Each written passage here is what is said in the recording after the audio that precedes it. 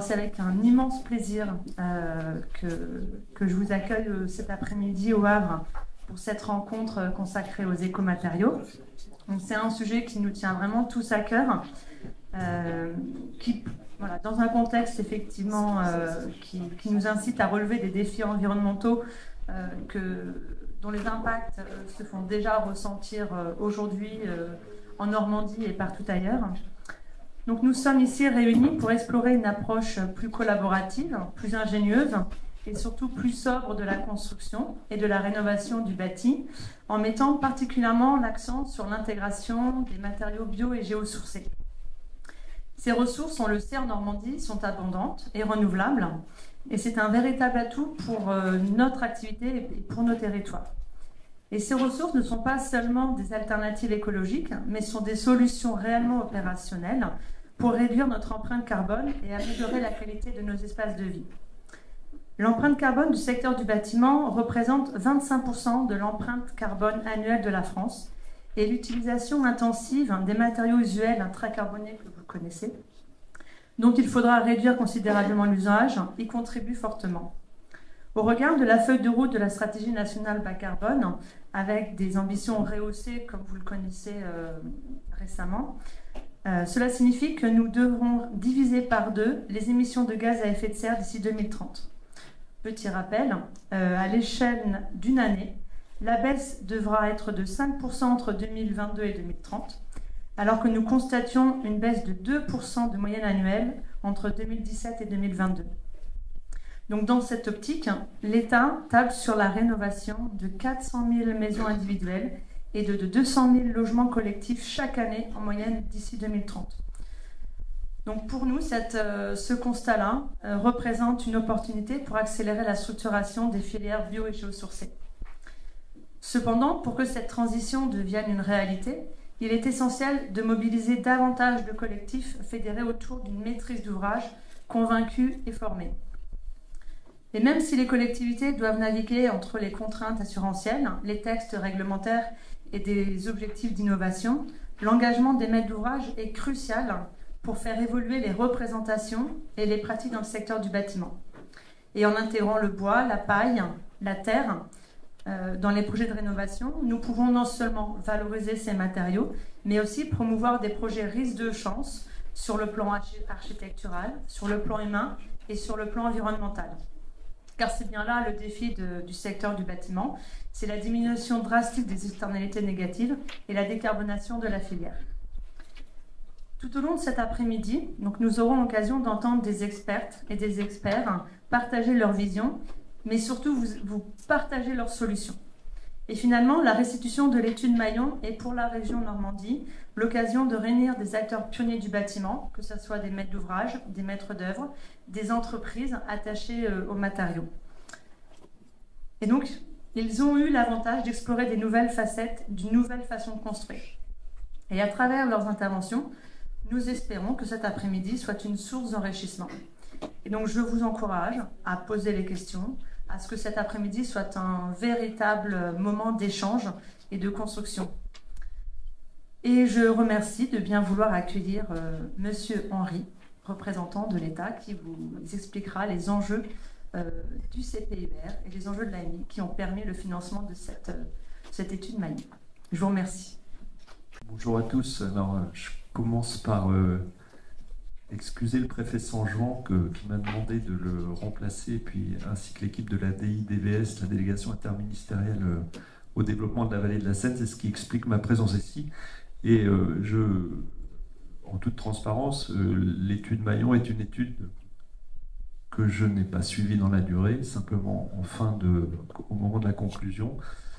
Mais il m'est assez facile finalement de vous rejoindre aujourd'hui à ce moment particulier, tant elle fait écho à un certain nombre de sujets. Moi, je suis le directeur adjoint de l'ADREAL, et dans mon portefeuille, j'ai les sujets du logement, de l'énergie, de la connaissance, et je crois que ça matche un certain nombre de sujets là-dessus. Donc, il me plaît aussi de rappeler que cette étude est finalement... a pu aboutir dans le cadre contractuel du CPUR, ces contrats partagés entre l'État et les régions. Et s'agissant de CPIER, c'est l'interrégion qui associe finalement les régions concernées par l'axe Seine.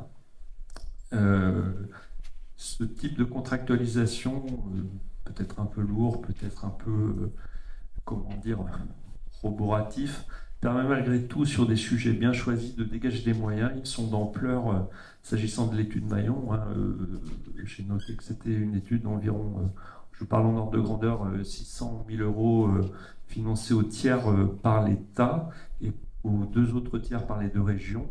Donc c'est quand même assez précieux pour nous tous de pouvoir s'extraire du quotidien et de la gestion quotidienne pour se poser des questions de principe, des questions structurantes et des questions de moyen long terme. Là, les écomatériaux, et puis finalement, il se trouve que, vous le savez, il y a d'autres réflexions à d'autres échelles, mais qui rejoignent ce genre de préoccupations. Je citerai la COP de Normandie, à laquelle, avec Hubert de Jean de la Bâtie, on œuvre dans la limite de nos moyens et de notre énergie, mais on œuvre. Et il y a vraiment beaucoup de sujets convergents. Moi, je suis pilote du groupe de travail Mieux se loger, et c'est un exercice participatif. On ne dicte pas l'ordre du jour, bien au contraire, on laisse les sujets émerger, et ils sont extrêmement convergents avec ce qui est l'objet de l'étude Maillon, et un des axes sur lequel les membres du groupe de travail Mieux se loger ont souhaité travailler, c'est réinterroger le paradigme constructif. C'est-à-dire, est-ce qu'on doit continuer comme avant? Est-ce qu'on doit se poser les questions? Et j'ai trouvé beaucoup de convergence avec ce qui est dit dans l'étude Maillon. Donc, véritablement, et je citerai aussi, puisque je les ai croisés et je sais qu'ils sont dans la salle, ce qu'on fait avec la région, mais également l'UHSN sur finalement les techniques ou plutôt l'emploi des matériaux écologiques et biosourcés dans le cadre de la rénovation du parc social. Donc encore une fois, beaucoup de convergence, vraiment redire l'intérêt de ce type de contractualisation pour lever les moyens qui nous permettent d'aller sur ces sujets-là, redire que c'est pas forcément, on a toujours tendance en ce moment à aller à l'opérationnalité, au résultat immédiat. Il faut aussi qu'on ait ces études de moyen long terme et extrêmement structurantes. Et je redis c'est les circonstances qui m'ont conduit, mais je redis mon plaisir d'être là à l'aboutissement de ce travail avec vous, et à constater que cet ensemble de circonstances produit un travail qui sera utile à l'ensemble des acteurs normands, peut-être au-delà, Vallée de Seine, sur des sujets qui sont très très actuels. Merci. Merci, Monsieur Henry. Et je souhaite à présent accueillir Monsieur Hubert de Jean de la Bâtie, vice-président de la région Normandie en charge des questions environnementales. Très bien. Bon, écoutez, bonjour à tous. Merci d'être venus si nombreux à cette réunion Maillon. Bon, on va essayer de provoquer une réaction en chaîne, donc. Bon, un petit mot sur le... Bon, on a rappelé le contexte, hein, le CPIER. Je crois que tout le monde comprend maintenant l'acronyme, puisque depuis le temps qu'on le pratique, et puis on a eu l'occasion d'exprimer la participation de l'État, des agences de l'État, de l'implication de la région, des différents acteurs. Bref, passons à l'action. À quoi ça sert cet épisode du CPIER? Très simplement, d'abord à développer des projets collaboratifs. Des projets collaboratifs, je vais prendre à chaque fois un exemple. Je trouve très intéressant le boulot qui est fait sur le Miscanthus, qui est mené par la métropole de Rouen, par exemple. Ça sert également à répondre à des appels à manifestation d'intérêt que lance la région. Alors celui-là s'appelle Transition écologique et valorisation économique.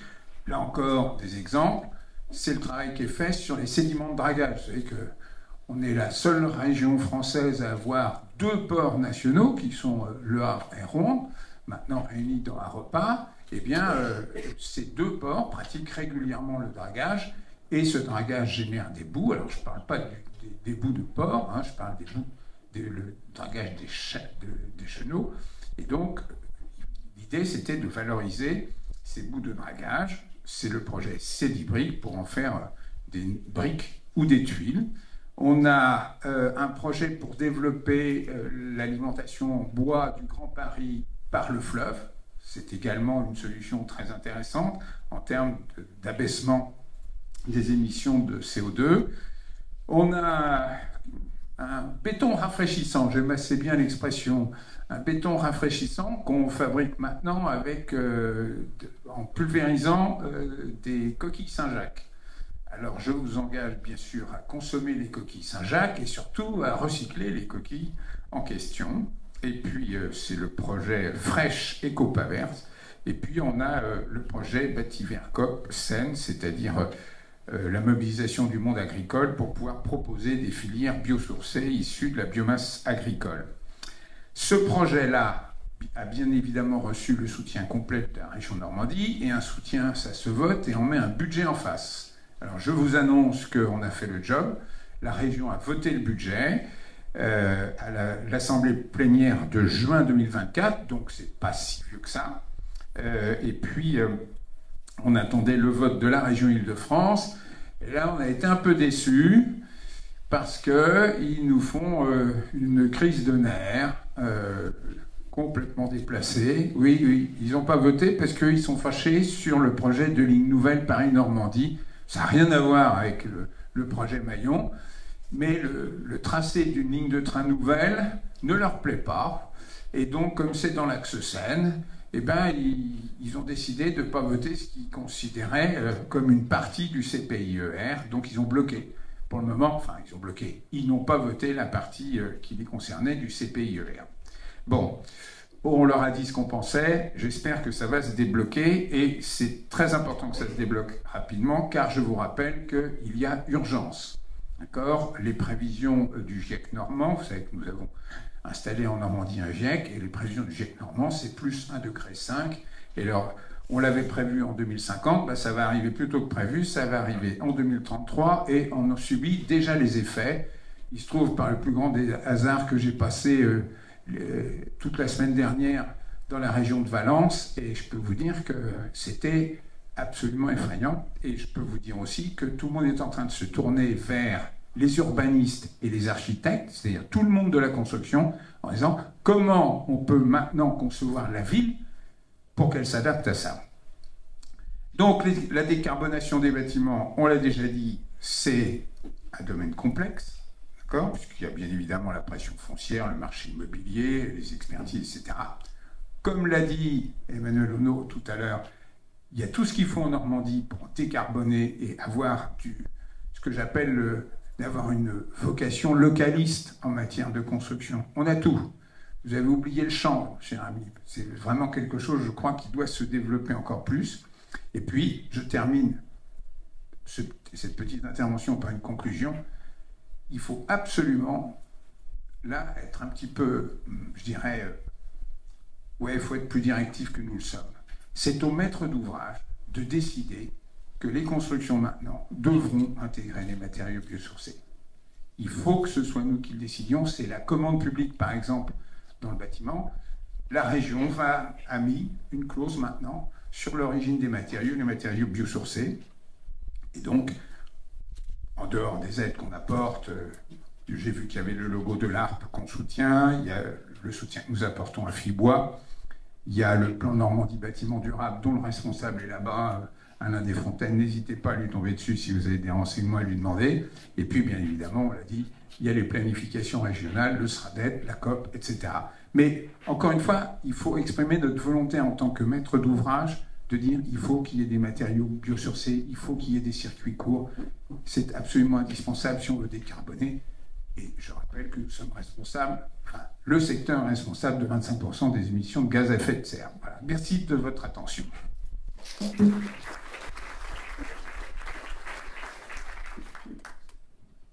Merci Monsieur Dejean. Nous souhaitions donner la parole à une femme aujourd'hui, parce que je tiens à ce que la parité soit aussi tenue dans ce type d'événement. Et donc je souhaite inviter Cassane Mariotti. Donc vous êtes architecte au sein de la ville de Rosny-sous-Bois. Vous êtes également vice-présidente chez Ecopolis, qui est le centre de ressources régional de la région Île-de-France. Et vous êtes également élu au Conseil régional de l'Ordre des architectes. Donc forcément, vous avez un point de vue très inspirant, même si on connaît les retours d'expérience de Rosny-sous-Bois. Vous avez des projets extrêmement remarquables, pas forcément toujours duplicables. Mais ce qu'on voulait, à travers votre intervention, c'est surtout nous expliquer quelle démarche intellectuelle vous avez opérée au sein de la collectivité, quelles réflexions vous ont amené finalement à ne plus penser béton, mais à penser de matériaux locaux, bas carbone, en l'occurrence bois, paille, chanvre. Voilà. Et je vous invite à vous installer et à nous apporter votre témoignage pour 45 minutes.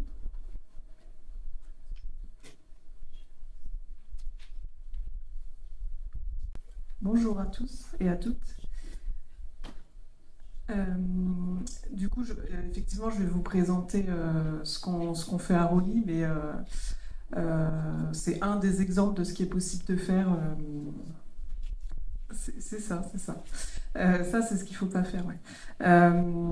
Donc, c'est un des exemples, mais c'est effectivement pour s'inspirer. C'est pas forcément duplicable si facilement partout, mais c'est pour comprendre la démarche qui nous a amené à arriver jusqu'où on en est aujourd'hui avec une maîtrise d'œuvre en interne.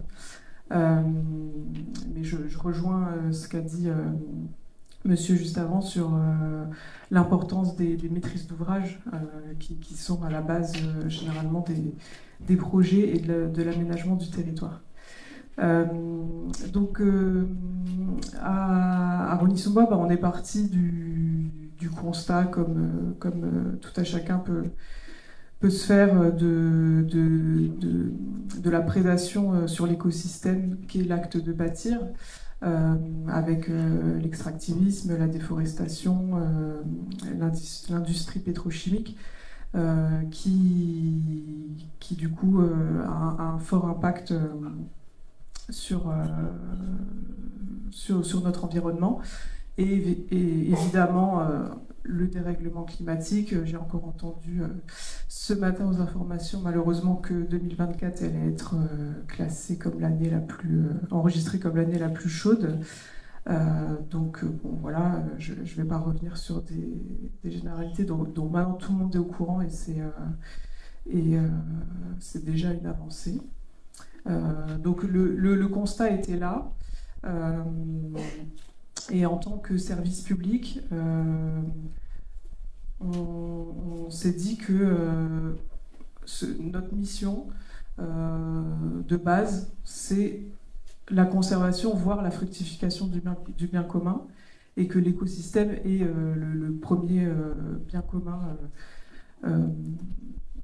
que l'on partage avec l'ensemble des concitoyens.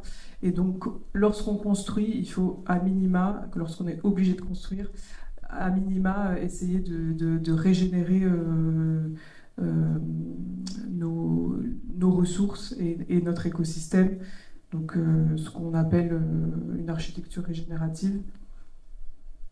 Donc, juste pour revenir avec quelques chiffres, donc c'est une direction qui s'appelle Recherche et Innovation Territoriale au sein de la mairie, donc qui est différente de la direction des bâtiments classique, qui est plutôt maîtrise d'ouvrage. Là, c'est une maîtrise d'œuvre qui a été créée donc, il y a maintenant une quinzaine d'années, avec pour mission la recherche, l'innovation et la communication au sens partage-diffusion, dans le but de structurer le territoire. Donc, dans un premier temps, cette direction était plutôt, je dirais, de l'ordre de ce qu'on a connu sous la dénomination Agenda 21, pour l'échange entre toutes les directions, orienter les actions en faveur des écosystèmes, mais elle n'était pas vouée à la construction forcément. C'est la conjoncture qui a fait que la ville de Rosny-sous-Bois avait besoin vite et de façon assez massive d'équipements scolaires. car tous ces équipements dataient des années 60 et étaient tous dans un état d'obsolescence. Cette direction a su répondre à la demande de façon interne en constituant une équipe évidemment de maîtrise d'œuvre avec les compétences, puisque on ne peut pas avoir une mission de maîtrise d'œuvre saucissonnée. Donc il faut avoir tous les acteurs en interne pour pouvoir répondre. Comme une équipe de maîtrise d'œuvre se monte à l'extérieur en ayant des ingénieurs, des architectes, des spécialistes. Donc dans une mairie, le système il est assez hiérarchisé. Donc je vais pas m'éterniser là-dessus, c'est juste pour rappeler que on a le maire à la tête de la mairie et ensuite notre direction, et puis entouré d'élus évidemment, et ensuite il y a tous les services. Donc nous on fait partie de un des nombreux services de la ville et on travaille en lien évidemment avec les bâtiments, l'urbanisme, la voirie et l'éducation qui est notre maîtrise d'usage, qui nous commande nos projets. Donc voilà, l'organisation du système est en mode projet, donc on a une mission. Moi je suis chargée de mission à la mairie, hein, je suis contractuelle, je n'ai pas passé les concours de la fonction publique. Donc j'ai une mission qui a été de livrer un groupe scolaire qui a été livré là à cette rentrée. Voilà, il reste l'année de parfait achèvement, mais en dehors de ça, donc c'est la direction de l'éducation qui donne ses besoins et notre direction qui est comme une agence d'architecture qui emploierait également des ingénieurs. Qui répond à cette mission en s'aidant de tous les autres partenaires de la mairie et hors mairie, comme les assistants en maîtrise d'ouvrage, qui peuvent être de bons partenaires, et quelques bureaux d'études sur des missions spécifiques, comme le VRD par exemple. Donc on est soumis à un calendrier contraint, c'est ce qui a mené la ville à la base à répondre en interne, c'est que on s'évitait le recours au concours, qui est un temps supplémentaire. Et donc là, c'est directement avec la direction de l'éducation qui est un étage au-dessus dans la mairie, donc ça facilite les choses, que le programme a été monté et après, on voit la direction des finances pour monter le budget. Donc ça facilite quand même beaucoup les choses et ça réduit ce temps de passage de concours. Donc voilà un exemple à un moment donné qui était dans la direction, ça change régulièrement. Mais voilà, on a des architectes qui sont en poste fonctionnaire. On a des architectes projets qui sont plutôt des contractuels et des architectes spécialisés dans la recherche, car on reste une direction recherche, des ingénieurs fluides, structures, pour compléter l'équipe. Les ingénieurs, c'est comme dans les agences d'archi, quand on en a, ils n'ont pas assez de boulot par rapport aux archis, donc généralement ils travaillent aussi à côté, ils ont une autre structure dans le privé pour compléter leur activité. Donc, en fait, toute notre démarche répond à cette question, c'est comment avoir le moindre impact sur son environnement. Donc, à chaque fois, on va se poser cette question, c'est ça qui est notre leitmotiv, on va dire. Donc, essayer de trouver une façon de construire des matériaux qui ont le moindre impact, le moins de bilan carbone et impact à la fois sur l'environnement.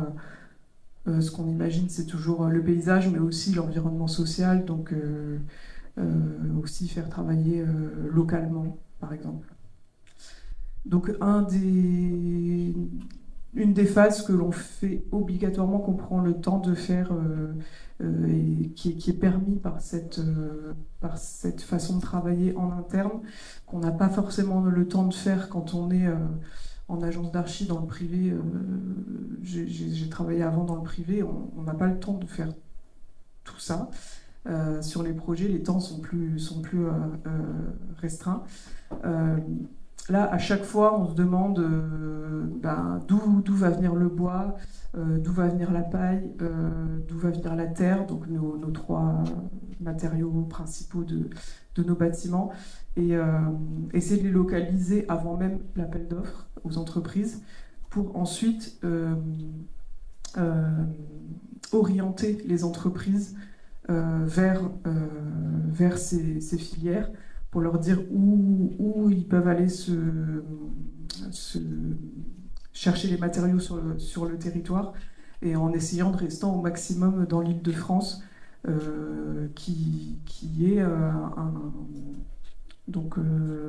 terrain où, quoi qu'on en pense, en fait, il y a pas mal d'agriculteurs, il y a pas mal de forêts.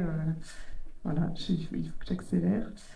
Donc à la consultation, on explique bien ce qu'on veut déjà dans nos pièces écrites, et ça aide beaucoup. Alors il y a des entreprises qui nous disent je ne réponds pas à vos appels d'offres parce qu'ils sont trop exigeants, mais au moins on pose les valeurs qu'on souhaite, les exigences qu'on souhaite obtenir dès le début.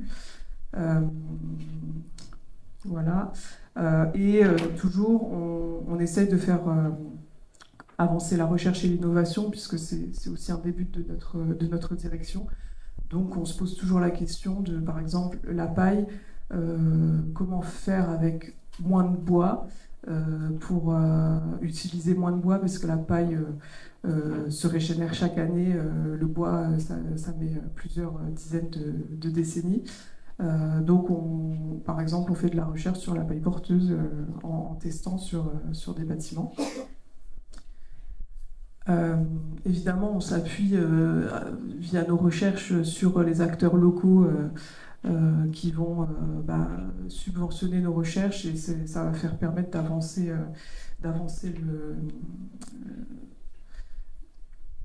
la recherche, et de partager ensuite, puisqu'on est public, donc on ne va pas breveter ce qu'on trouve. On s'enrichit aussi de l'écosystème professionnel local, donc par exemple via Ecopolis, qui a une démarche bâtiment durable francilien, pour partager avec les professionnels locaux nos expériences, et échanger avec eux, diffuser. Effectivement, aussi au niveau social, on essaie toujours d'inclure tous les acteurs locaux, donc que ce soit les enfants des groupes scolaires sur lesquels on intervient, les Rhonéens, dans tous nos projets à travers différentes participations. Donc là, je vais passer plus vite, c'est juste pour dire que voilà, ça fait une dizaine d'années que des projets se font de cette façon, en essayant à chaque fois d'améliorer ce qui n'a pas été fait, ou là où on n'a pas pu aller assez loin sur le projet d'avant. Donc pour vous donner juste quelques exemples, donc la première école qui a été faite comme ça, le bois était encore en lamellé-collé, la paille était encore en caisson, la ventilation était encore double flux. Voilà, on a fait de l'agriculture urbaine, on a fait travailler les tricoteuses du coin pour faire des petits gilets pour les enfants, pour moins chauffer les bâtiments. Sur l'école d'après, la structure bois, elle est en bois massif. Il y a un poêle de masse qui a été rajouté, un stockage des eaux pluviales et de la ventilation naturelle. Voilà, le poêle de masse. Sur le projet suivant, la structure bois a été voulue multi-essence pour varier, disons, les apports de bois en restant en Île-de-France. sachant que la forêt d'Île-de-France, c'est 95% de feuillus, donc toujours du feuillu. On a testé la paille porteuse sur 2 niveaux en ERP. La ventilation naturelle s'est fait avec récupération de chaleur. Et on a un stockage intersaisonnier, c'est ce qui permet de chauffer le bâtiment via un système de panneaux en toiture. Et des toilettes sèches, puisque c'est un centre de loisirs, donc c'est plus facile de mettre en œuvre les toilettes sèches en centre de loisirs, qui sont des équipes municipales, donc toujours en interne, plutôt qu'avec les équipes éducation nationale, où c'est un peu plus compliqué. Voilà, donc là c'est des tests en paille porteuse.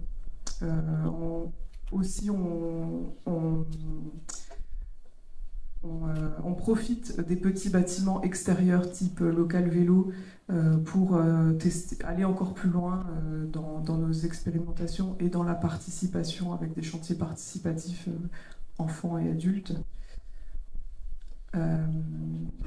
Voilà, sur l'école suivante, on a plutôt testé le préfabriqué en étant enduit de chaque côté, de la paille enduite de chaque côté, pour essayer justement de rendre plus facilement duplicable cette façon de construire. On a testé le bois brûlé aussi, qui résiste mieux du coup aux intempéries et aux incendies. Voilà, on a fait travailler des entreprises locales.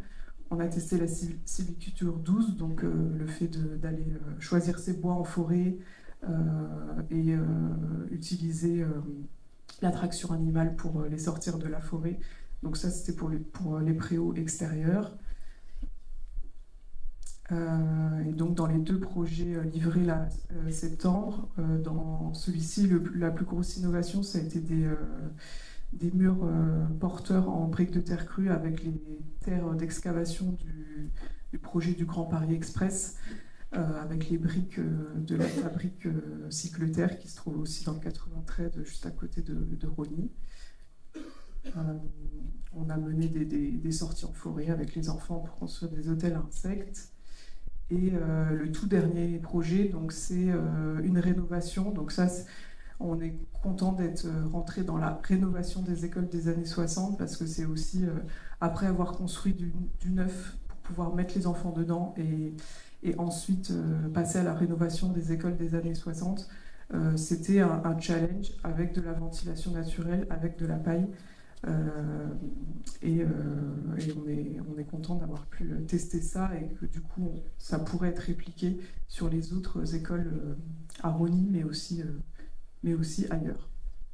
Donc, avec de la paille pérenne, là, c'est pas de la paille de blé, c'est de la paille qui repousse toute seule pendant 3 à 5 ans pour ne pas avoir besoin de la replanter.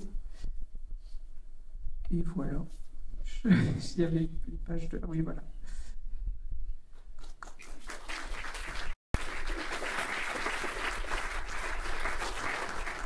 Merci beaucoup, Marianne. Donc, on le voit bien à travers ces projets-là que votre collectivité et que finalement, au sens large du terme, la maîtrise d'ouvrage est un vrai catalyseur de projet et embarque de façon très systémique et très globalement tous les acteurs de son territoire. Et ce qui est assez fascinant, c'est que vous avez la capacité de mobiliser les ressources les plus locales possibles. Donc là, c'est un challenge aussi en termes de marché public. Donc ce sera peut-être une des questions que vous aurez la possibilité d'aborder après la restitution de l'étude Maillon. Donc s'il y a des mains qui se lèvent, ce sera pour dans une petite heure, 1 heure et demie. Effectivement, la question des ressources, elle est primordiale. Et ça me permet de passer une transition. Et j'accueille Magali Castex et Florian de ZEFCO pour pouvoir vous présenter cette magnifique étude que je vous invite vraiment à vous plonger dedans, quitte à sortir avec quelques brins de paille dans les cheveux parce que c'est une étude assez conséquente de plus de, je sais pas, on arrive à 400 pages, je crois. Facile, hein? Je crois que chaque rapport fait au moins 200 pages, comme il y en a 3-4, voilà. Et donc, voilà, j'invite aussi à nous rejoindre l'ensemble des intervenants de l'étude pour pouvoir vous exposer en synthèse l'ensemble de ces démarches. Merci. Merci beaucoup. Donc on va le faire à plusieurs voix parce que c'est un groupement qui est assez large. Vous allez le voir au fur et à mesure. Je vais passer assez vite sur l'introduction globale et notamment les forces qui ont déjà été invoquées par tout le monde. Le fait qu'il y a une urgence climatique très forte qui affirme le besoin de décarboner le bâtiment. Le fait qu'on ait une réglementation environnementale qui en fait est en train de donner des échéances assez fortes à beaucoup de personnes pour modifier notre manière de construire et qui a fait le choix, notamment dans le cas français, que les biosourcés soient un facteur de réussite de l'atteinte de cette réglementation. Et toute une série de lois, on peut citer ici la loi climat et résilience, qui nous oblige à avoir une part d'éléments biosourcés dans la construction. Donc on pourrait se dire que finalement, ces vagues de fond d'obligations climatiques, d'obligations techniques, vont faire que les biosourcés vont arriver naturellement dans la construction. C'est partiellement vrai, et on a vraiment besoin de cette réglementation pour que ça avance. Par contre, un des constats initiaux de Maillon, c'est qu'on doit passer de quelque chose qui est assez marginal, ou en tout cas très volontariste, à une solution de massification. Et ce passage-là, en fait, il ne se fait pas tout seul. Et c'est le point de départ de l'étude, il vient vraiment de là, et de se dire, si on veut organiser ce changement d'échelle, il faut avoir une politique territoriale dédiée qui accompagne ce changement d'état de l'écosystème de la construction et de la conception. Et c'est pour ça que c'est intéressant de le faire à l'échelle d'un territoire défini. Alors là, en plus, le territoire, il est magnifique parce qu'en fait, on a à la fois une grosse production de logements, on a à la fois la ressource qui est sur place, et ce fleuve et toutes les infrastructures qui relient ces écosystèmes entre eux. Donc moi vraiment je plaide pour que chaque région fasse ce travail-là, mais on est vraiment très heureux d'avoir pu l'initier à cette échelle-là de deux régions qui se complètent et qui se parlent de manière très, très forte. Pourquoi le projet s'appelle Maillon? Parce que, on l'a vu tout à l'heure, on a besoin de reconstruire des chaînes qui vont du début à la fin. Dès qu'il manque un maillon dans la chaîne, en fait on n'y arrive pas. Donc on ne va pas détailler tous les maillons de toutes les filières, mais par contre, je vais prendre l'exemple ici pour vous raconter pourquoi c'est important. Quand on regarde la ressource en paille, on est sur un coproduit. C'est très différent quand on va regarder le chanvre. Le chanvre, ce n'est pas un coproduit de quelque chose qu'on aurait fait dans tous les cas, c'est une culture qu'on choisit de faire et qui a différents usages. Et donc déjà, rien que sur la ressource, on s'aperçoit que ce n'est pas les mêmes raisons qui vont faire qu'il y a un agriculteur qui va faire du chanvre ou de la paille. Et là, déjà, ce qu'on voit, c'est que, en fait, quand on parle des filières biosourcées, ben, peut-être qu'en fait, ça n'existe pas vraiment, les filières biosourcées, parce qu'on est sur des choses qui sont assez différentes. Et toutes les étapes de la chaîne disent un peu la même chose. Quand on parle de la paille, en fait, il y a les bottes de paille à passons, il y a la paille hachée, il y a plein de solutions qui sont assez différentes et qui, finalement, n'ont pas les mêmes usages dans le bâtiment. Et donc, du coup, ils n'ont pas les mêmes techniques constructives. Et du coup, ils n'ont pas le même cadre technico-normatif. Et du coup, ce n'est pas les mêmes compétences, etc., etc., etc. Et donc, on a essayé de la manière la plus rigoureuse possible. Je pense qu'il y a peut-être un des apports de Maillon, c'est peut-être ça, c'est le systématisme de l'étude, en essayant de regarder pour chacun des sujets, à chaque fois, tous les aspects de la chaîne. Donc, est-ce qu'on a réussi à être exhaustif? Est-ce qu'on est parfait? C'est sûr que non. Mais par contre, on a essayé de se créer un systématisme, que ce soit un vrai projet de R&D au sens d'une forme de pureté intellectuelle dans l'approche du sujet. Pour faire ce travail-là, on est vraiment parti des acteurs, de l'état de l'écosystème, en essayant de croiser l'état des filières au sens de l'approvisionnement, et l'état de la commande. Parce que c'est ce rapprochement-là qu'on essaie de faire. Et de voir comment les deux ensemble peuvent fabriquer des objets architecturaux, des constructions réelles, et donc de se forcer à aller dans du prototypage. Pourquoi? Parce que ça permet de mesurer, de comparer, ce qui est des choses qu'on fait jamais en projet, parce que finalement, en projet, on a un bâtiment livré. Dans le cas d'avant, c'était une école, dans certains autres cas, c'est des logements. Donc là, de se dire comment, en travaillant sur des typologies de bâtiments un petit peu type, on essaye de voir ce que peut nous apprendre le prototypage de différentes solutions.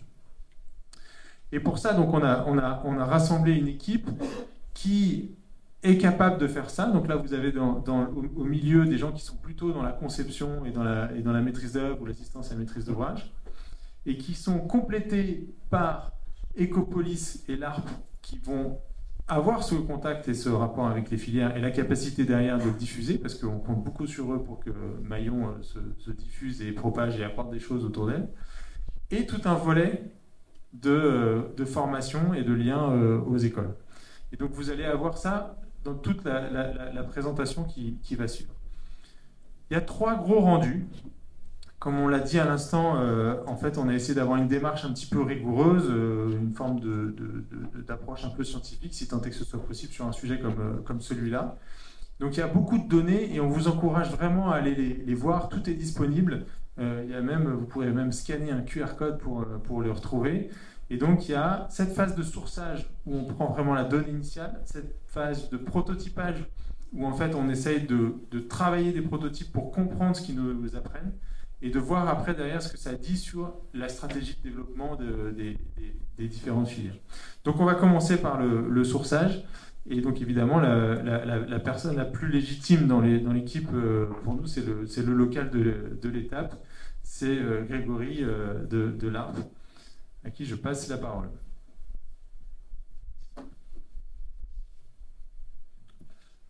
Merci, bonjour à toutes et à tous. Je vais m'asseoir. Donc oui, alors la phase de sourçage. Donc, je vais vous présenter d'une part la méthode rentrer un petit peu dans la méthode voilà, comment est-ce qu'on a construit ces résultats, et ensuite voilà, on illustrera un petit peu le propos par un focus sur la filière paille. Alors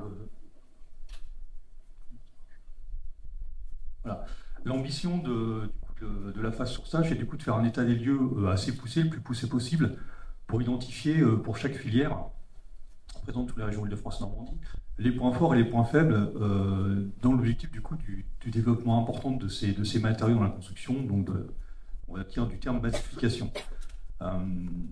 Donc effectivement la méthode elle s'appuie sur une démarche de filière, c'est-à-dire identifier les différents maillons comme l'expliquait Florian à l'instant, et on s'est aussi rendu compte que l'échelle de la filière n'était pas suffisante pour caractériser les filières, qu'il fallait descendre à l'échelle de la solution technique, puisque pour chaque filière, chaque matériau propose plusieurs solutions techniques, et ces solutions techniques n'ont pas le même degré de maturité. Effectivement, l'exemple de la paille est un bon exemple. On n'a pas le même cadre technico-normatif sur de la paille hachée, sur la botte de paille, on va dire, isolant en ossature bois, ou sur de la paille porteuse. Donc l'échelle finalement qui a été utilisée pour construire cette phase de sourçage sur la partie matériaux, c'est l'échelle du système constructif.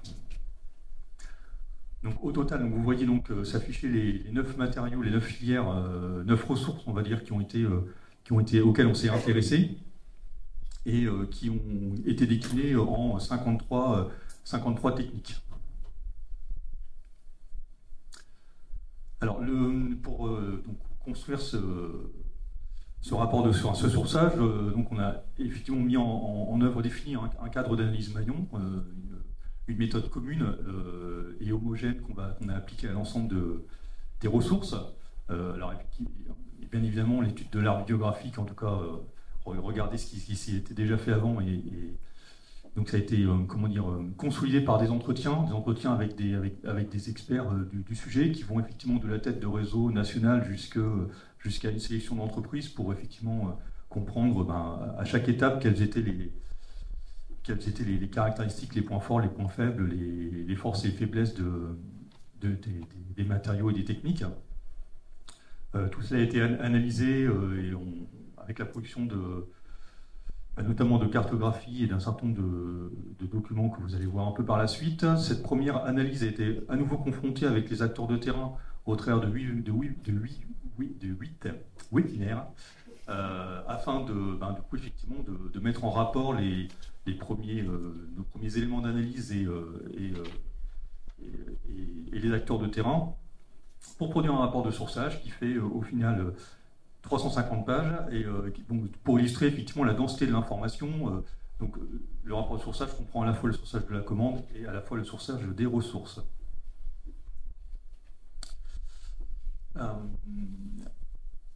Donc,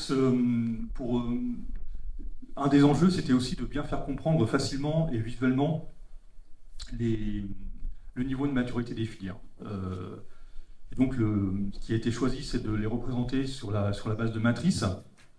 On retrouve, du coup, sur la ligne du haut, les différentes étapes, les différents maillons qui ont été identifiés.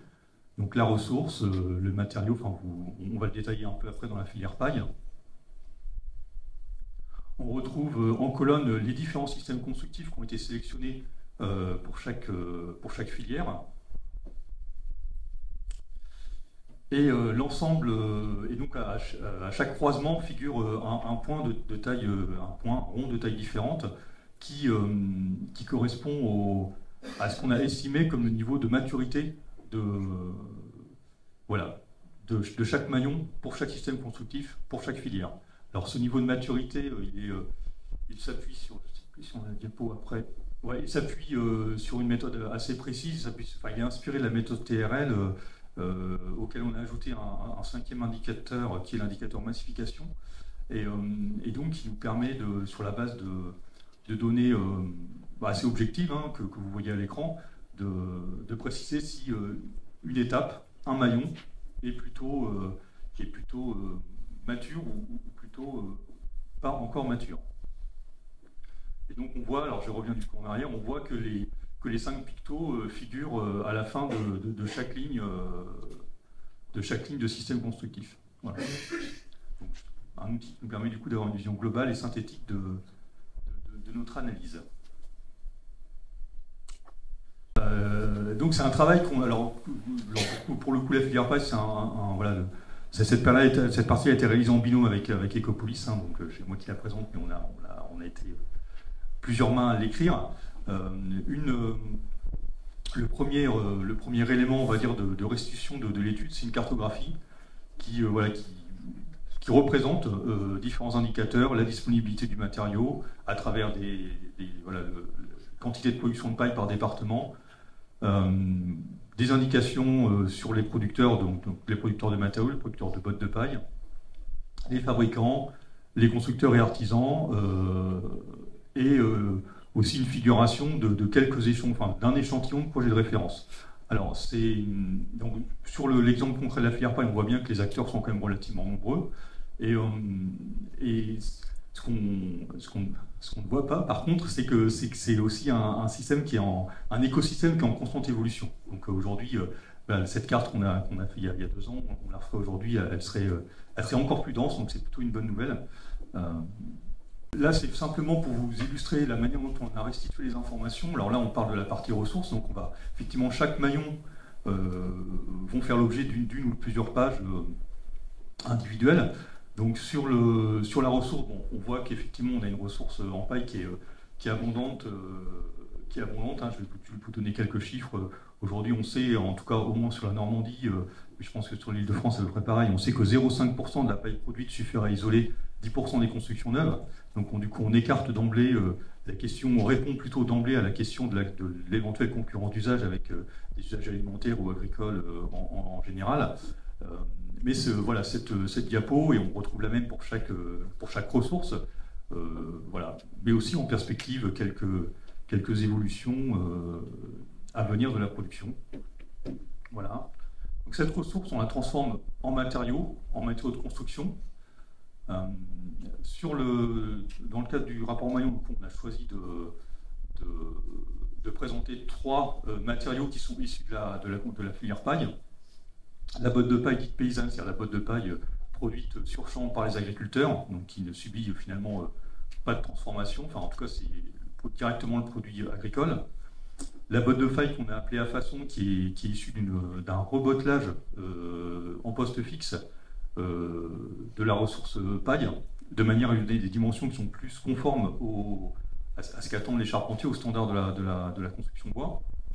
Et un troisième produit qui est la paille hachée, et donc qui est issu de l'émiettage, on va dire, de la paille. Et qui du coup, ces trois matériaux de construction sont après utilisés dans le bâtiment dans le cadre de systèmes constructifs. Donc là, on a étudié 4 systèmes constructifs. le mur porteur en bottes de paille, l'isolation thermique en bottes de paille dans le cas d'une ossature bois, qui est, on va dire, la technique qui est aujourd'hui technique courante du bâtiment sous règle professionnelle.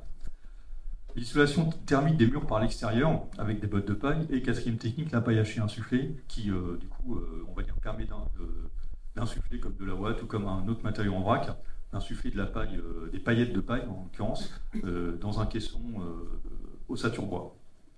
Voilà.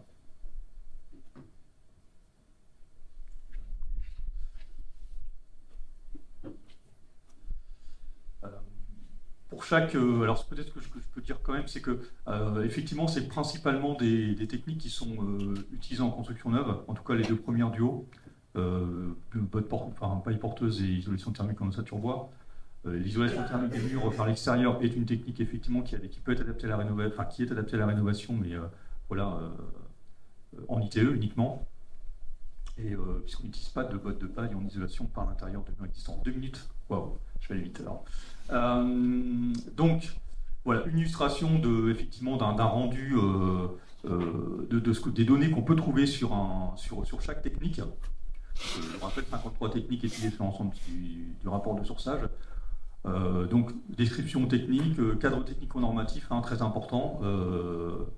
Et puis, quelques données, on va dire, chiffrées, notamment des indications de coûts de fabrication quand c'est pertinent. C'est pas toujours possible de donner des coûts pertinents. Et on retrouve du coup en bas de page notre petite matrice de synthèse. Et on voit que sur l'isolation thermique en bottes de paille, on a beaucoup de gros ronds orange, ce qui est plutôt un indice de bonne maturité de la technique. Voilà. D'autres sujets sont abordés dans le rapport de sourçage sur chaque technique. On va parler des compétences, on parle de la formation, on donne des exemples d'architecture pour effectivement montrer qu'il y a déjà du retour d'expérience sur ces matériaux et techniques. On fait un lien avec la phase, on va dire, sourçage de la commande en qualifiant un petit peu les marchés sur lesquels ces matériaux peuvent se positionner. Et puis on donne aussi nos sources et la liste des entretiens et des personnes qui ont contribué à nous apporter ces informations. Donc voilà, un peu en synthèse, et vous voyez donc du coup la matrice de synthèse sur les 4 techniques qu'on a étudiées sur la filière paille. Alors on retrouve du coup également les indicateurs de maturité en bout de chaque ligne. Ce qu'on voit, c'est qu'effectivement l'isolation thermique par botte en botte de paille dans un mur en ossature bois, qui est la technique qui bénéficie du cadre normatif le plus abouti, et aussi la technique qui aujourd'hui est la plus mature et qui est, on va dire, mature pour la massification. On voit aussi que c'est un rapport, que c'est des données qui évoluent tout le temps. Je pense qu'aujourd'hui, si on refaisait ce travail sur la paille hachée insufflée, on écrirait autre chose, parce que la paille hachée insufflée aujourd'hui bénéficie d'ATEX et a avancé très vite vers le chemin de la massification. Pour élargir un petit peu le sujet, et voilà, sur l'ensemble des techniques étudiées, donc on a quand même relevé 22 techniques qui étaient prêtes à être massifiées, 14 qui relèvent de la solution, 10 du démonstrateur, etc., etc. Donc voilà, pour montrer que on est quand même, voilà, les matériaux biosourcés, les filières aujourd'hui offrent de nombreuses possibilités techniques avec des matériaux du coup produits régionalement pour atteindre les objectifs que les intervenants précédents ont rappelé. Voilà. Et peut-être pour terminer, donc les 4 ans, voilà, en revenant encore une fois à l'échelle de l'ensemble des filières, l'idée c'était effectivement de mettre en avant des enseignements transversaux, alors qui sont des enseignements relativement généraux, mais qui, je pense, ont besoin quand même d'être mis en application. Il y a une question d'image, de valorisation, enfin d'image à valoriser, de meilleure connaissance de l'ensemble des acteurs, la maîtrise d'ouvrage, mais également les autres acteurs de l'acte de construire, pour intensifier, on va dire, à la fois la commande et le recours à ces matériaux. On voit bien, on a bien vu aussi au travers du rapport de sourçage qu'un cadre normatif, on va dire, sécurisé est un facteur important, une condition très importante qui conduit à la massification. Et dans les points qui doivent aussi nécessairement être améliorés, c'est la question de l'accès à la ressource et aux matériaux, c'est-à-dire comment est-ce qu'en allant chez un magasin de bricolage, on trouve facilement des bottes de paille et du chanvre local à acheter pour ces travaux. Je pense que j'ai fini. Voilà. Merci Grégory.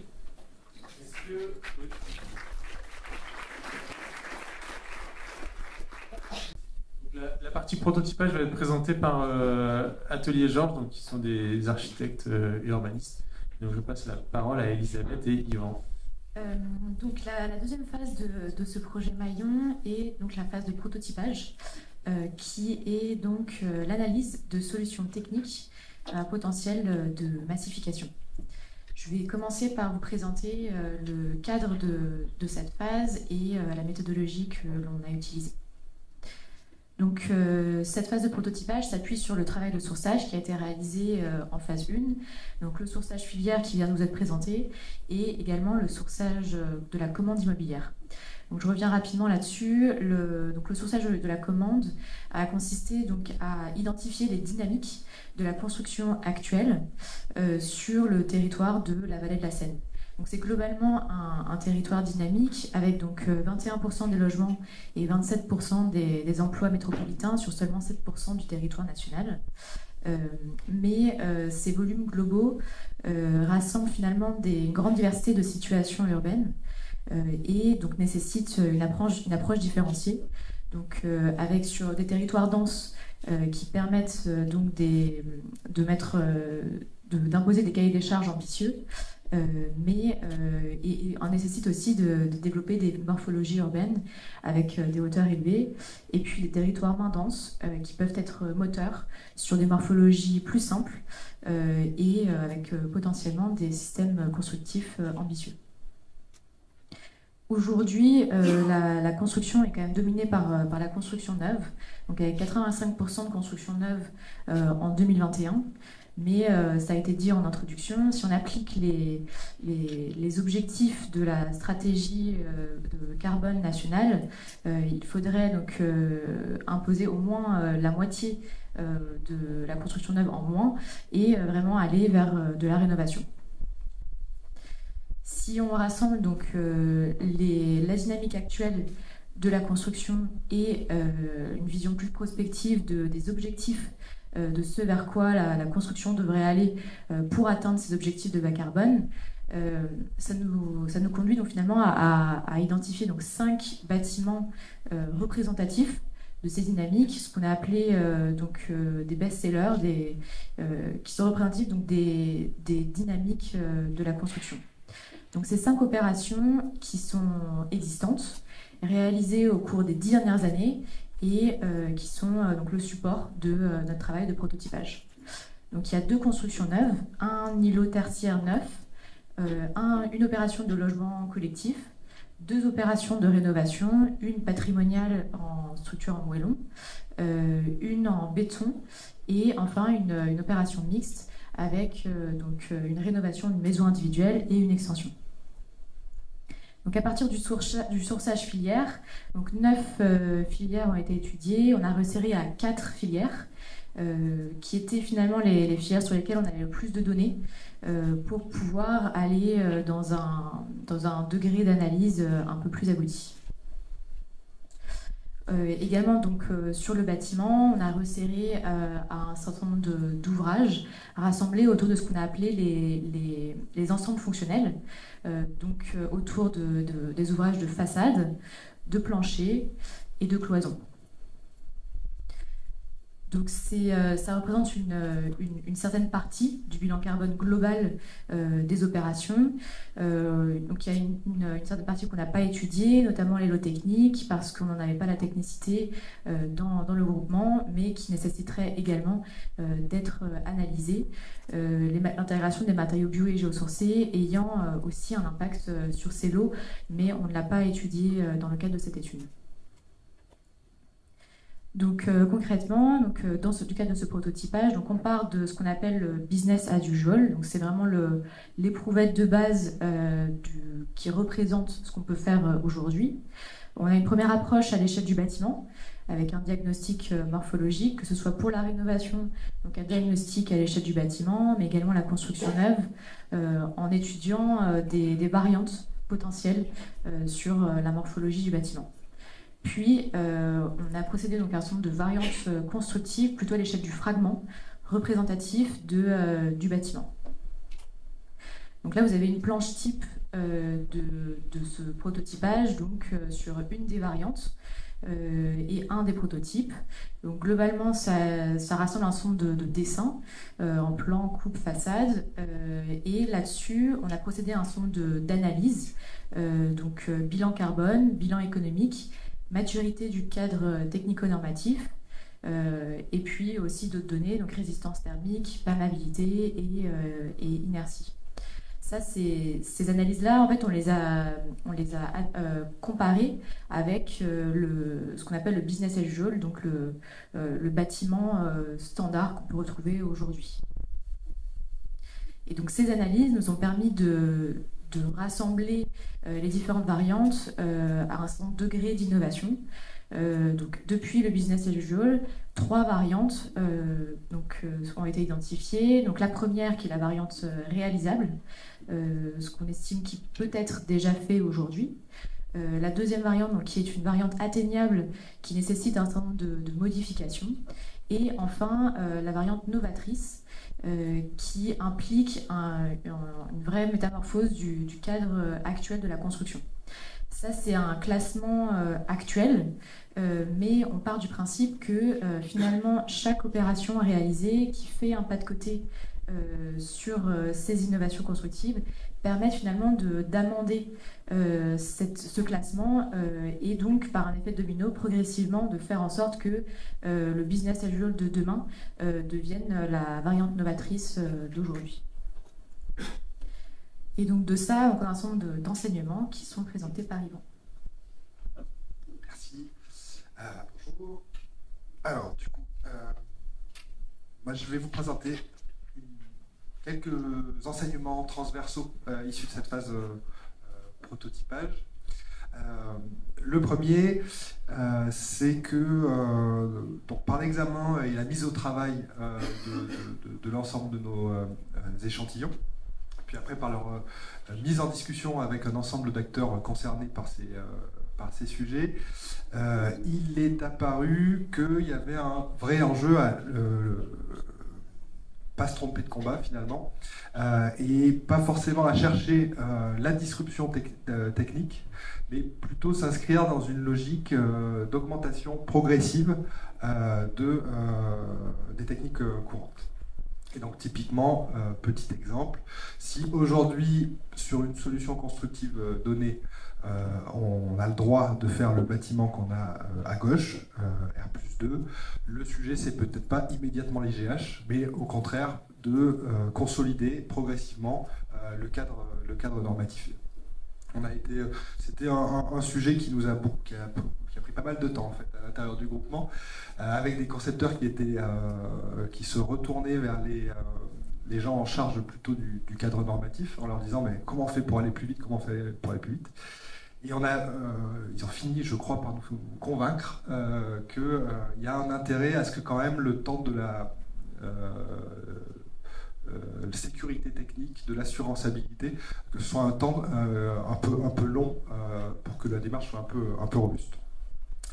Cette question de la localisation du bon niveau d'innovation, elle vaut sur le plan du choix de la technique innovante qu'on veut mettre en place. Elle vaut aussi à l'échelle d'un projet d'architecture. On s'est rendu compte, nous, du coup, en menant de front de l'innovation sur les parois, la structure, les cloisons, que en fait les difficultés ou la complexité de chacun de ces systèmes constructifs, ça rentrait en résonance et que très vite ça devenait exponentiel et ça devenait très très difficile à piloter. Là aussi, à l'échelle d'un édifice, il y a un consensus autour des acteurs qu'on a pu rencontrer autour de cette idée que à l'échelle d'un bâtiment, là aussi on choisit un peu son combat et on ne peut pas innover sur tous les secteurs en même temps, que c'est plutôt contre-productif. Deuxième enseignement, modifier la commande pour permettre la transition. Alors, pour passer de l'archétype, donc du bâtiment existant à notre prototype en marquant un maximum de matériaux biogéosourcés, on a eu à procéder à un certain nombre d'ajustements du programme. C'est-à-dire qu'il a fallu qu'on fasse de la place pour pouvoir mettre en œuvre de manière virtuelle nos matériaux biogéosourcés. Donc, par exemple, sur les images du haut, sur un produit bureau conventionnel, il y a une logique dimensionnelle propre au bureau qui est liée qui part presque du stylo, la trousse, le bureau, la chaise, et tout ça va configurer un espacement de la structure absolument optimisé pour du produit bureau. Si, comme là, on l'a fait à l'occasion du projet Maillon, on imagine construire un bureau en botte de paille, et ben on est obligé de désoptimiser cette trame bureau pour intégrer les dimensions spécifiques de la botte de paille. À une autre échelle, on a eu aussi des ajustements de programme qui étaient juste liés, pas forcément à la capacité à accueillir des matériaux biosourcés, mais juste à être en cohérence avec l'effort qu'on simulait au droit du bâtiment. Et donc, là, toujours sur le cas du bureau, on a un échantillon éprouvette existant à gauche en blanc qui embarque 3 niveaux de parking souterrain en béton. Ça nous semblait assez peu cohérent que de conserver cette cathédrale souterraine en béton et aller du coup faire un effort conséquent pour aller chercher de la paille en superstructure, ce qui serait presque neutralisé par la coque souterraine. Donc voilà. En gros, un deuxième enseignement, c'est cette idée que peut-être avant d'être un enjeu technique, la question de la massification des matériaux biogéosourcés, c'est peut-être d'abord un enjeu programmatique. C'est peut-être d'abord, on parlait tout à l'heure de l'importance de la maîtrise d'ouvrage, dans sa capacité à orienter, quand elle est publique, la commande. Il y a aussi vraiment un travail à faire sur nos réflexes en termes de programmation et d'adaptation de ce qu'on attend d'un bâtiment contemporain. Troisième enseignement, et non le moindre, assumer le surcoût dès le début du projet. Je ne donnerai pas de nom, mais il y a toute une partie du groupement qui pensait sincèrement au début de cette étude qu'on allait trouver, par notre intelligence collective, toute une série de solutions qui seraient beaucoup plus efficaces sur le plan carbone et sans être beaucoup plus chères. Et ben non. En fait, non. À une exception près, sur l'ensemble des solutions techniques qu'on a examinées, il y en a une qui est Isoku avec un vrai gain carbone.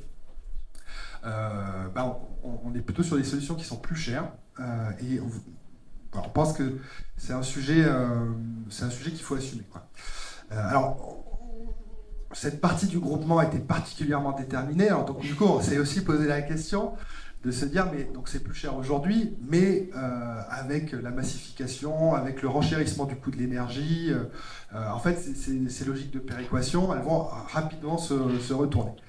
Et ben Renault, c'est plus cher aujourd'hui, et a priori, sans bouleversement majeur, ça va continuer à être plus cher encore un petit moment.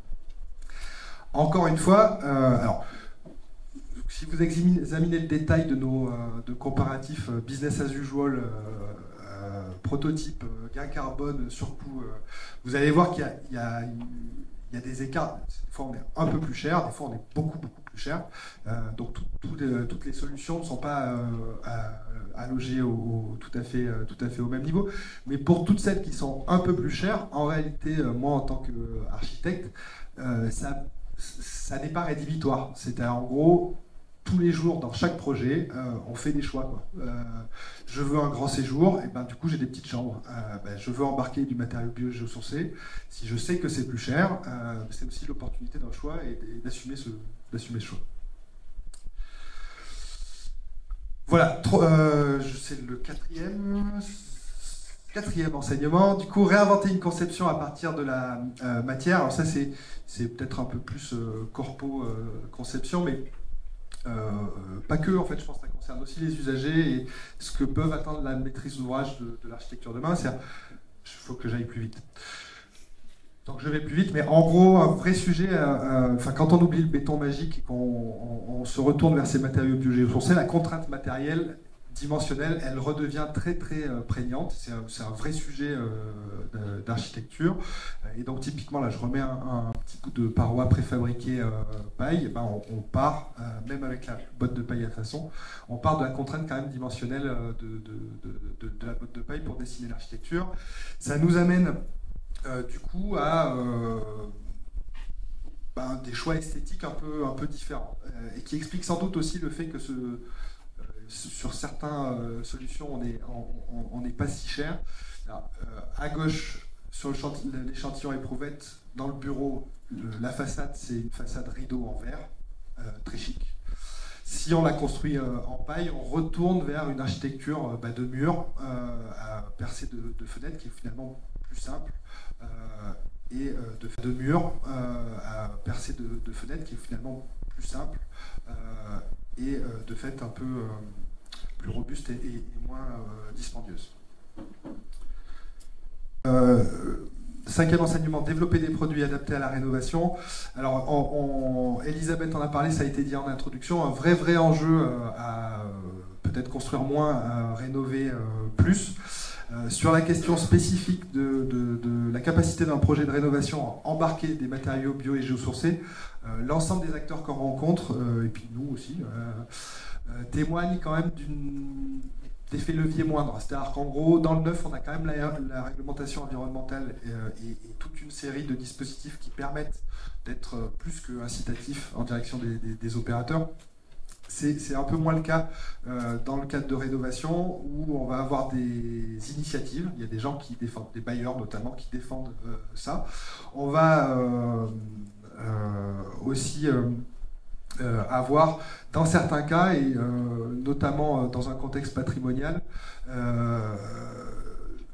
des systèmes historiques qui vont appeler le recours aux matériaux bio et géosourcés parce que les caractéristiques intrinsèques du pan de bois, par exemple, interdisent le polystyrène et favorisent plutôt des solutions perspirantes. Donc un vrai travail à faire autour de ces questions-là pour faciliter un secteur de la construction où on a moins de possibilités de contraindre l'usager, en travaillant sur la manière dont on se représente encore une fois ces solutions-là, et peut-être aussi en mettant une alerte sur des solutions techniques adaptées à la rénovation et qui sont un peu simples à mettre en œuvre. On pense notamment à des solutions panneaux qui ne participeraient à faire en sorte qu'il y ait moins de freins autour de cette question du matériaux bio et géosourcés en rénovation. Et je termine avec le dernier enseignement, qui n'est pas vraiment un enseignement, mais qui est plutôt une occasion de purger une forme de malentendu. Grégory parlait de 53 systèmes constructifs, il y a 9 filières qui ont été investiguées, on en a retenu 4 pour les prototypes, et ça pourrait donner l'impression, un peu façon Champions League, qu'à la fin il ne doit en rester plus qu'un. En fait, c'est pas du tout ça qui nous a animés. On pense que la question aujourd'hui, c'est scientifiquement, le projet ne me permet pas de le dire, mais je reprécise un peu le point de vue d'une partie de l'équipe. Le sujet, on ne pense pas que ce soit de chercher le matériau qui va remplacer le béton. On pense que c'est trop tôt, qu'il faut continuer à faire monter progressivement de manière assez large les filières. Et puis on pense que c'est trop tôt et que c'est peut-être pas une bonne idée que de mettre tous ses œufs dans un panier. Voilà, et c'est un peu une posture romantique plus que scientifique, mais en tant qu'architecte, on pense que cette question de diversité, de recours à des matériaux locaux, c'est l'occasion de reconnecter l'usager à son territoire par ses ressources. Et c'est un peu laborieux, ça demande un peu d'inventivité, mais on pense que ça, à la fin, c'est quand même des expériences stimulantes pour le cadre de vie. Voilà, je vous remercie.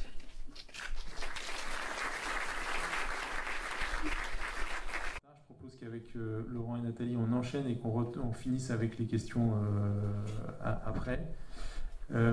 Sur la dernière partie du rapport, il y a une partie qui investigue la question de la stratégie du développement des filières.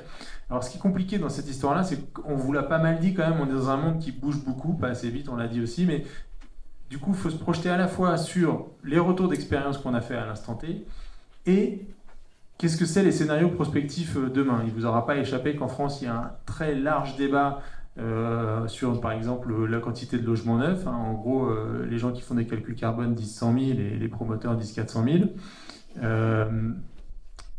Du coup, c'est pas évident de se projeter là-dedans, mais on a quand même fait cet effort-là et de se dire, du coup, c'est quoi les axes forts. Donc, je ne vais pas tout vous raconter. On a continué d'être un petit peu méthodologique. Hein, vous avez compris, c'était un peu l'ADN de l'équipe. Là, ce que vous voyez, dès qu'il est ressorti des entretiens ici, c'est que on a quand même, quand on part sur l'amont des maillons, cette question de comment on part de la ressource, du matériau, que c'est le point de départ, et que si on n'a pas ce point de départ-là, on se trompe. L'autre part un petit peu important, c'est comment on réorganise les compétences dans la conception et dans la construction. C'est-à-dire comment on travaille en collectif, on chasse en meute, on s'organise pour la montée en puissance de l'écosystème. Comment on étoffe nos compétences et notamment la partie chantier. Tout ça, c'est vraiment il faut qu'on se remuscle collectivement, quoi. Et après, il y a tout ce travail sur la commande où en fait, on voit qu'on a vraiment besoin de redéfinir la commande et de se dire, on l'adapte avec cette finalité-là, d'aller chercher des matériaux végétaux qui vont stocker du carbone. Et du coup, une fois qu'on s'est créé ces objectifs-là, on redéfinit la question du coût, la question de la commande, et on suit une métrique qui bouge beaucoup en ce moment. Je crois qu'on l'aura un petit peu répété. D'assumer, et on va commencer à le dire, hein, le fait de passer d'un système qui est certes très efficient dans ses objectifs, mais qui est basé sur le béton, à la dimension multimatériaux. Ça ne veut pas forcément dire qu'il faut à chaque fois tous les avoir. Hein. Même d'ailleurs, on arrive plutôt parfois à la conclusion qu'il y a des moments où il faut se dire « Ok, je choisis à quoi je construis » et que du coup, ça oriente justement ce que je suis en train de faire.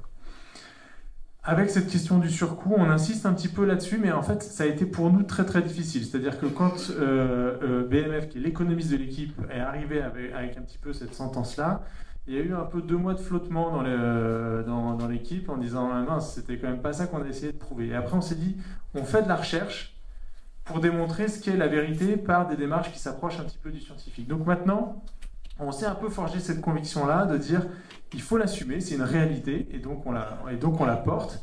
Et par contre, il faut rappeler tout ce que ça nous apporte. Et donc, être capable un petit peu aussi de regarder à côté du coût tous les bénéfices. Et de se rappeler ça en permanence, c'est quand même assez important. Puis, je ne sais pas si vous êtes confrontés à ça, mais nous, on est quand même beaucoup challengés sur cette question des biosourcés. Puis, de temps en temps, on a des doutes et des fois, c'est un peu dur à sortir. Et moi, j'ai 2 images qui me viennent en tête, que je me martèle en tête. C'est cette image d'une isolation en polystyrène avec des petites fourmis qui viennent les prendre dans une rénovation un peu médiocre et qui les emportent à la chaîne comme ça pour les ramener dans la forêt. Ben voilà, quand on fait de l'isolation en biosourcé, ce genre de choses, on n'a pas ces problèmes-là. Et je pense aussi aux gens qui mettent en œuvre ces matériaux-là, où en fait, ils sont exposés à des choses complètement différentes que quand ils se retrouvent avec de la paille, du chanvre, etc. Tout ça pour vous dire quoi? Pour vous dire qu'il y a un moment aussi, il faut rappeler un peu ces éléments de bon sens. En tout cas, nous, on a besoin de les rappeler régulièrement à des architectes qui, de temps en temps, nous challenge un petit peu sur ces choix de matériaux, pour dire, en fait, il n'y a pas de doute, ces matériaux-là, même s'il faut bien les gérer, ils vont dans le bon sens. Je ne vais pas reparler de ça, on en a déjà beaucoup parlé. Grégory parlait tout à l'heure de la question du volume. Ça, c'est aussi une question qui nous est souvent posée, en disant, en fait, vous voulez tout faire en bois, mais il n'y a pas assez de bois. Est-ce que vous êtes sûr qu'il y a assez de paille? Est-ce que vous êtes sûr qu'il y a assez de chanvre? On a fait un calcul de coin de table qui, comme vous le voyez, a des marges d'erreur qui sont importantes. On s'est dit, quelle est la ressource disponible? Il y en a grosso modo ça, peut-être un petit peu moins. Quel est le besoin? Grosso modo ça, peut-être un petit peu plus. Et en fait, ce qu'on voit, c'est qu'il n'y a pas de problème d'échelle. Ça ne veut pas dire qu'il ne faut pas piloter la ressource en fonction de ce qu'on essaie de faire, mais il n'y a pas de problème d'échelle. Bon, c'est important de le marteler, de se dire, alors il faut continuer à le vérifier, mais là on l'a vérifié à la fois avec une approche d'urbaniste qui regarde les quantitatifs, avec une ILASAL qui a un œil très précis sur les ressources, et donc ça on sait le gérer si on le pilote bien. Voilà, comme partout dans cette présentation, on vous laissera rentrer dans le détail et les arcanes de tout rapport, mais ce qu'on retient vraiment, c'est cette idée il faut continuer à soutenir la filière, il faut changer la culture générale, on en parlait à l'instant, ça supporte plein de sujets, et il faut modifier la commande. Et ça, tous les acteurs publics, on a essayé d'écrire ce que chacun pouvait faire là-dedans, donc vous pouvez aller piocher un peu en fonction de la casquette que vous avez. On ne peut que marteler qu'on a besoin des aides publiques. Moi, je suis en tant que chef d'entreprise travaillant dans le milieu de l'environnement. Je ne peux pas ne pas partager aujourd'hui mon inquiétude qu'il y a aujourd'hui sur tous les échos qu'on a sur une réduction des budgets sur la question environnementale. En fait, nous, on ne vit pas directement de ces subventions-là.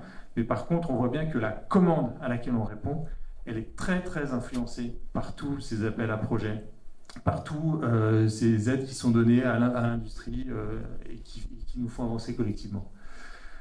On va en parler dans 2 secondes avec Laurent et Nathalie, la formation, donc je la mentionne juste.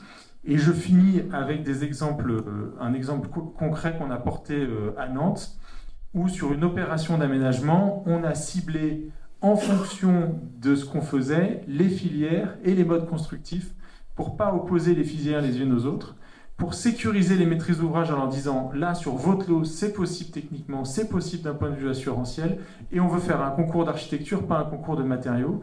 Donc allez-y en confiance, on a parlé du coût, on a parlé des risques, on les partage et on avance. » Ça, c'est à l'échelle d'une opération d'aménagement. Nous, aujourd'hui, on est en train de se faire la conviction que si on arrive à multiplier ce genre d'expérience, à multiplier la commande chez les bailleurs, chez les maîtrises d'ouvrage publiques, on donne de la visibilité aux filières, on leur donne un cadre où ils peuvent s'exprimer de manière assez saine et justement sécurisée, et donc on leur donne de la visibilité, et c'est comme ça qu'on va réussir à modifier l'imaginaire des architectures qu'on produit, créer du collectif, créer du retour d'expérience et nous faire avancer.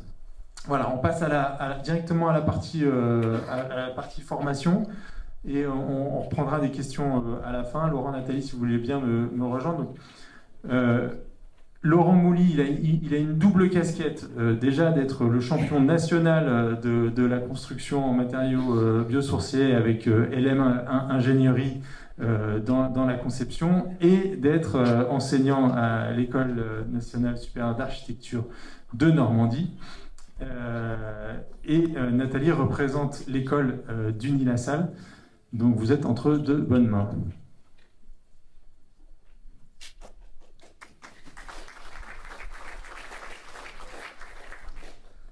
Merci Florian. Donc avec Unilassal, en fait, on a depuis quelques années souvent eu l'occasion de se croiser et Maillon nous a donné en fait la première occasion de vraiment travailler ensemble pendant presque 3 ans. Et pendant ces 3 années, on a pu comprendre peut-être justement les choses qui étaient les bonnes raisons qu'on aurait de travailler ensemble et en même temps les difficultés qu'il y avait à réussir à travailler entre des ingénieurs qui sont en train de se former dans les filières agricoles et agroalimentaires et des étudiants en architecture à l'ENSA Normandie.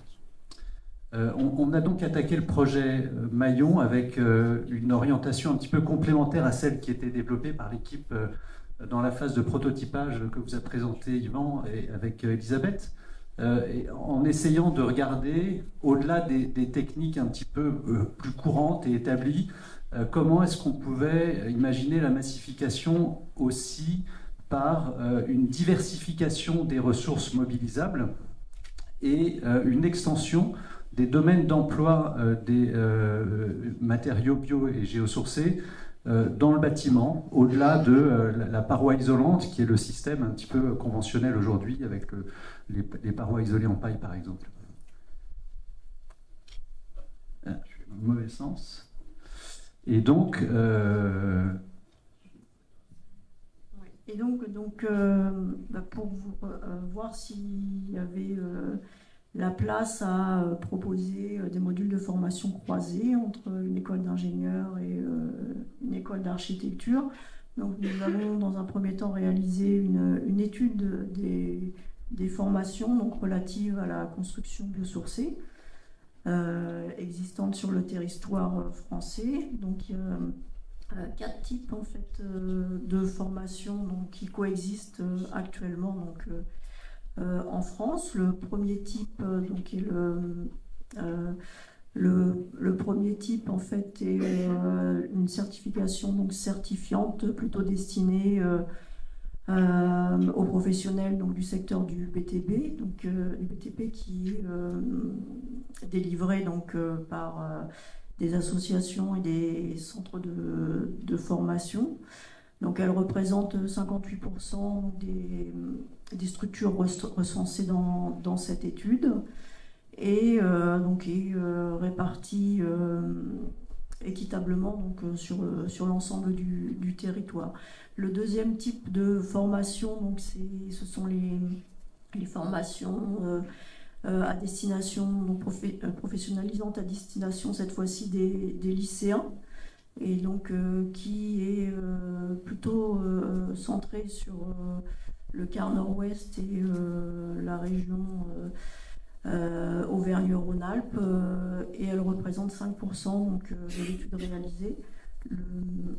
Le troisième type, donc, ce sont les formations donc, délivrées par les formations supérieures délivrées par les universités et les écoles d'ingénieurs, donc qui représentent en fait 31% donc, des structures, et donc ces formations donc, peuvent permettre d'accéder à des métiers dans le secteur du BTP, mais ce n'est pas exclusif puisque donc, ces formations donc, permettent d'avoir des débouchés beaucoup plus larges, tels que la chimie verte, les biotechnologies, l'environnement, par exemple.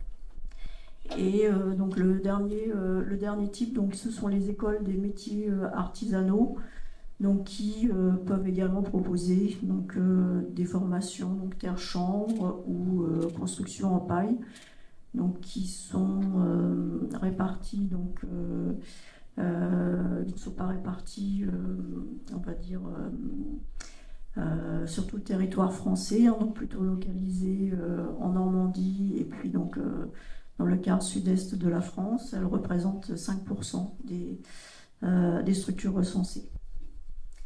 Alors donc ce tableau-là en fait précise juste en fait les structures, la nature des formations qui sont délivrées par les quatre types de structures, le rythme de formation, donc soit en formation initiale, en alternance, en formation continue ou en apprentissage, les prérequis nécessaires. Et donc en conclusion, donc 74 établissements de formation ont été recensés. Donc relatives proposant des formations ou modules de formation sur la construction biosourcée. Il est à noter que les modules de formation des universités et écoles d'ingénieurs donc, ne se limitent pas uniquement au secteur du BTP. Donc les débouchés sont beaucoup plus larges. Et donc seulement 4 écoles d'architecture, donc l'ENSA à Paris-Belleville, Lyon et Normandie, ainsi que la formation d'architecte délivrée par l'INSA de Strasbourg, offrent une formation donc, continue ou un module sur les matériaux biosourcés et géosourcés. Et donc les formations donc, spécifiques et donc ça je l'ai déjà dit, les formations spécifiques sur les matériaux biosourcés et géosourcés donc proposées dans les lycées, écoles et universités sont donc limitées, donc ce qui laisse la place en fait à une possibilité de formation croisée entre une école d'ingénieur et une école d'architecture par exemple. Et donc nous avons expérimenté cette possibilité en initiant ce croisement avec nos étudiants, hein, donc sur deux années scolaires, donc 2022-2023 et 2021-22 et 22-23, c'est ça. Donc sur les 2 dernières années, voilà. Et donc là, l'objectif, c'était déjà que les étudiants donc, se rencontrent et fassent connaissance. Et donc la première année, on a essuyé un échec commun, puisque on n'a pas réussi à se faire rencontrer nos étudiants respectifs. Hein, il n'y avait pas d'affinité. Et puis donc cette année, donc, nous avons pu réaliser des visites communes et donc des expérimentations également communes qui donc sont... Alors, il faut mettre le petit film en route, je ne sais pas si on peut le mettre ou pas. Voilà, donc ça c'est un exemple en fait de restitution. Alors des élèves, d'étudiants Unilassal de 4e année, donc qui ont participé à cet échange et donc qui ont fait un rendu à travers plus d'1 heure de vidéo. Donc vous avez un petit extrait là pour expliquer. Alors il n'y a pas de son. Ah, il n'y a pas de son. Donc là, juste pour vous expliquer, donc il y a eu une journée de visite commune donc où il y a eu des visites à la fois de structures transformant des coproduits agricoles, mais également des exemples de techniques architecturales donc biosourcées. Et donc les étudiants d'Unilassal qui ne connaissaient pas les matériaux biosourcés ont réussi à faire des super restitutions. Donc je les remercie pour ça.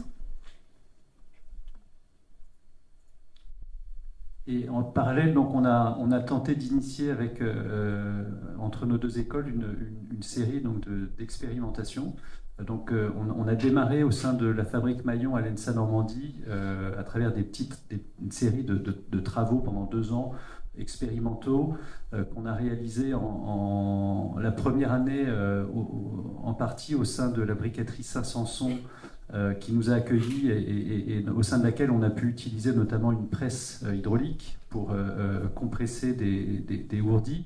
Et on a donc travaillé avec de la terre et des fibres à base d'anadmin notamment et de fibres de lin pour tenter de faire à la fois des ourdis de plancher ou des petites coques qui peuvent servir soit pour des plafonds, soit pour des systèmes de plancher. Et l'usage de fibres et de terre nous a permis de voir qu'on pouvait charger ensuite dessus des centaines de kilos, comme le démontrent les sacs de plâtre et de chaux qui sont dans nos tests. On a poursuivi ces expérimentations pour essayer de comprendre comment on pouvait amplifier l'usage de ces ressources dans le bâtiment. Donc on a développé plusieurs systèmes en allant jusqu'à explorer une série de petits prototypes qu'on a déposés dans une étagère à l'école et qui sont nourris chaque année par des échantillons un petit peu plus complets. On fait des bricolages qui sont un petit peu élaborés à l'école pour faire ces expérimentations. Il faut se fabriquer les outils et on n'a pas de presse hydraulique ou de presse thermique, mais donc les étudiants arrivent quand même à développer des prototypes qui permettent de montrer l'extension qu'on pourrait faire dans le bâtiment de nouveaux produits à base de matériaux biosourcés. On a aussi testé au sein d'ateliers de projet comment l'usage de matériaux biosourcés peut induire une modification des processus de conception et une modification de forme architecturale. C'est évidemment la question de l'imaginaire qu'on évoquait tout à l'heure qui nous intéresse beaucoup. Et donc en 2023-2024, donc l'an dernier, il y a eu un intensif paille au sein du master du domaine d'études expérimentation où pendant un semestre, les étudiants ont tous travaillé à partir de la paille et ont développé des projets avec ce matériau, justement tous très différents, explorant chacun leur manière ce que veut dire construire en paille. Et enfin, on a conclu avec Paul Mazzalovo et puis Robert Harding, au sein de leur petite agence Espace Disponible, un stage croisé avec des étudiants un étudiant d'Unilassal et des étudiantes de l'ENSA Normandie, qui ont chacun de leur côté fait une validation d'une possibilité de développer un produit à base de fibres de cosses de cacao et de fibres végétales pour développer des briques, des tuiles, pardon, pour faire des bardages. Et donc, les étudiantes au sein de Espace Disponible, qui est l'agence de Paul et Robert, ont développé un prototype échelle 1. Et puis, Maxime à Unilassal a fait un certain nombre d'expérimentations en laboratoire pour valider le type de produit qu'on pouvait imaginer. Et ce stage croisé est un petit peu l'illustration de ce qu'on cherche à mettre en place avec Nathalie, hein, c'est-à-dire qui nous semble être la grande complémentarité de nos deux écoles. D'un côté, Unilassal qui est sur l'amont de la filière, et l'ENSA Normandie qui travaille plutôt sur l'aval. Et ensemble, avec des méthodes complémentaires, on souhaite donc engager dans les années qui arrivent justement peut-être poursuivre le partenariat et développer, consolider ces enseignements croisés qu'on a initiés. Et on s'est aperçu aussi de l'importance de rendre plus attractives les filières biosourcées, notamment pour les ingénieurs d'Unilassal qui sont plus attirés par l'agroalimentaire, hein, beaucoup plus d'une échelle beaucoup plus importante aujourd'hui. Les biosourcés sont pas encore une échelle très attractive du côté de l'ingénierie. Donc il faut travailler à renforcer cette attractivité. On pense notamment, et on a une première échéance le 13 décembre, où nos deux écoles, avec des partenaires industriels et la Chambre d'agriculture, allons mener une journée complète de travail croisé avec nos étudiants et des industriels, hein, pour tenter de rendre plus présents et plus attractifs ces filières. Merci beaucoup à tous les deux. On peut les applaudir. Ouais.